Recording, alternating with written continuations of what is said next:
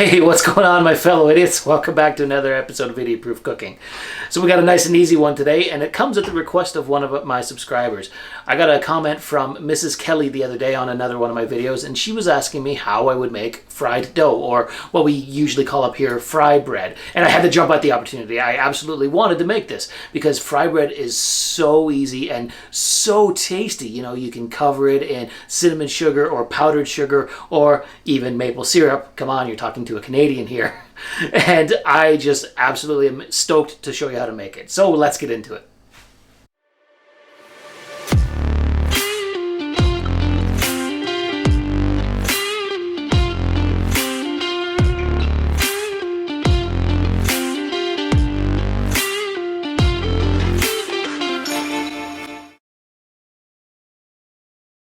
All right, buckle up and get prepared, my fellow idiots, because we got a real tough one here today.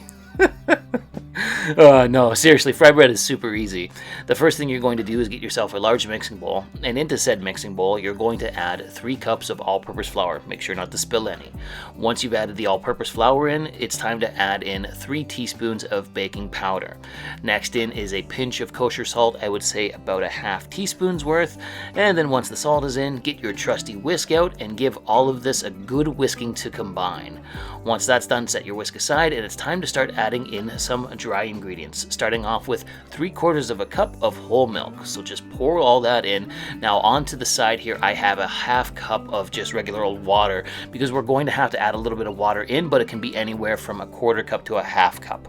So what you want to do is mix the milk in and then kind of determine how much liquid you need for your dough. I had to put the whole half cup of water in. So just mix it all in with your spatula until it thickens up to the point where you really can't mix with your spatula anymore, and then get your hands in there and start mixing this all together. I mean, you can power through it with a spatula if you want, but it's way easier to just mix with your hands, albeit your hands do get messy, so give them a wash. After you've mixed it thoroughly, it should look something like that, and all we're going to do is just cover this with a tea towel and let it rest, let the dough hydrate for the next 30 to 40 minutes. After 40 minutes or so, it's time to take the tea towel off and get working with this dough. Now, I'll give you a quick shot of what the dough looks like here. It really hasn't changed much in look, but it is a little bit more hydrated to the touch, and that's what you want. So now it's time to start working with it. So flour your work surface, pull your dough out of your mixing bowl, and all we're going to do is just give this a few kneads just to form it into a log shape. That's all we're going to do here. It's pretty straightforward. Knead it for a minute at most and form it into a log shape. Then you're going to get out your bench scraper, and we're going to start cutting these up. Now what you'll want to do is cut the dough into pieces that are between 3/4 of an inch and an inch thick, and then you're going to spread them out with your hands to form like a oval with the dough. So just keep cutting up the dough until you have anywhere from 8 to 10 pieces of dough like I have here. And then the process is really simple. Reflour your work surface, take a piece of dough, and like I just explained, just spread the dough out with your hands, with your fingers, just pressing it out to form a little oval type shape. I'm just going to set aside the pieces that I've already made and just keep repeating the process with the last remaining pieces of dough until we're ready to go into the kitchen and start frying these. So speaking of which, let's head into the kitchen. Now what I have here is my 12-inch cast iron skillet with about an inch worth of vegetable oil heated up to 350 degrees Fahrenheit, and here are my pieces of dough that we're going to fry. So heat your oil up to 350 degrees Fahrenheit, and then all you're going to do is fry 1 to 2 pieces of dough at a time. Make sure to drop the dough away from you into the hot oil so you don't splash yourself, and these do not take long to cook, about 1.5 minutes to 2 minutes per side.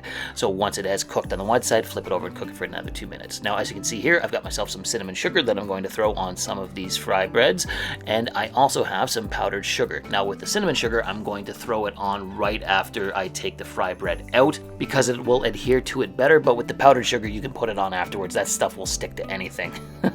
So anyways, after about 1.5 minutes, I'm going to flip my first piece of bread over here, carefully will, and as you can see, it started puffing up quite nicely. So after another 1.5 minutes to 2 minutes, just use your strainer here, and it's time to take your first piece of fry bread out. Look at that, it's nice and puffed up, and we're just going to throw it on a wire rack here set in a rimmed baking sheet. Now what I'm going to do first is throw a little bit of kosher salt on it. It gives it a nice little contrast, a little bit of sweet and salty, and then I'm also going to throw on the cinnamon sugar, and I'm just going to be very liberal with that. Make sure you put a lot of that on. I don't think there's too much.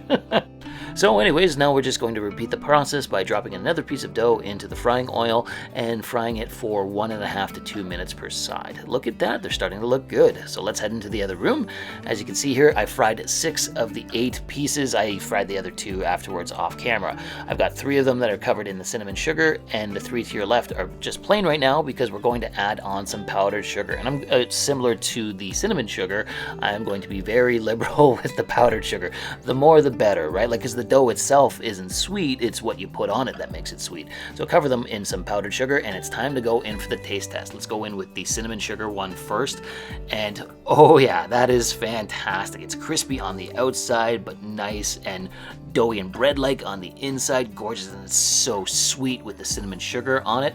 Man, that is tasty. Oh yeah, no, it's perfect. And this is very, very easy to make. So you know what, I better just, I'm gonna dunk it in a little bit more cinnamon sugar here. Why the hell not? And yeah, that is fantastic. So you know what, we better give Rose a taste bite here. And what does she think? Oh yeah, instantaneous thumbs up. She loved it. So you know what, we better go in for the powdered sugar one now. I've been neglecting those up to this point, and powdered sugar by itself would be delicious, but you know what, I'm going to take it a step further and throw some maple syrup on. Like I said in the intro, you're talking to a Canadian. We put maple syrup on a few things. So I'm just gonna pour some over here. Oh man, this one is going to be excellent, I can just tell. And oh yeah, it's absolutely amazing. Absolutely amazing. They were both delicious, but the powdered sugar and maple syrup one was better. But anyways, guys, that's the end of the episode. I hope you like what you saw here today. If you did, why don't you drop me a comment, like the video, or even subscribe to the channel. Thanks again for watching Idiot Proof Cooking, and we'll see you again soon.